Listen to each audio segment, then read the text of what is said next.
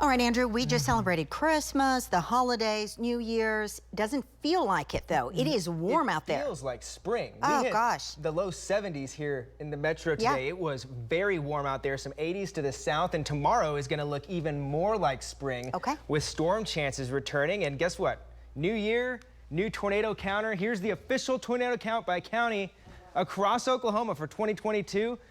57 tornadoes, so that's perfectly average. We average 57 tornadoes every year. 2 of those, though, were EF4s. One of those was upgraded. The one that went from Texas into Choctaw County got upgraded to an EF4. Of course, the one that went through Idaho was EF4 when it was in Texas. So that makes 2 EF4s. So pretty big tornado year here across the state. Things are quiet right now. Some thickening clouds out to the west. We take a wider zoom. We can see our next storm system, though. It is marching across the Rockies and eventually is going to power itself over the state tomorrow. So we're quiet overnight, even foggy for a little while into tomorrow morning. Out west tomorrow morning, really up till lunchtime, some showers possible. No thunder yet there, but once we head past lunchtime along I-35, that's where I'm looking at some thunderstorms developing. So Oklahoma City, areas right along I-35, pretty brief window at this point looks like for some severe potential depending on how quickly these storms pop off during the mid-afternoon.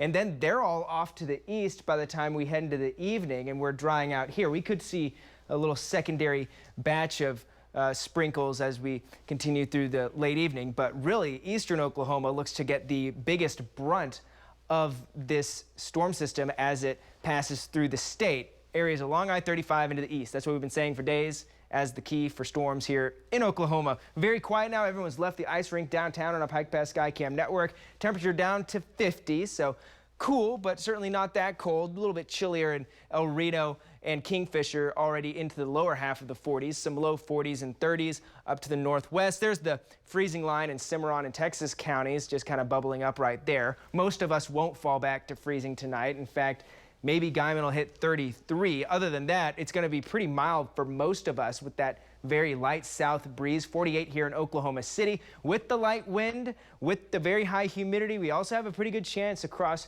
really north central, northwest, all the way through central and southeast Oklahoma for some areas of dense fog to form through tomorrow morning. So that's something to keep in mind for that drive to work early tomorrow. Tomorrow, up until lunchtime, out into western and northwestern Oklahoma, best chance for a few showers. We could see some showers in the southern part of the state on the leading edge in that warm sector area. And then we really see the storms get supercharged as we go through the afternoon and evening. Look how warm it's going to be again tomorrow for a lot of us. Mid-60s here in central Oklahoma, pushing into the 70s down into the southeast. So some very warm and unstable air that lends for storm chances by the afternoon and evening along I-35 into the east.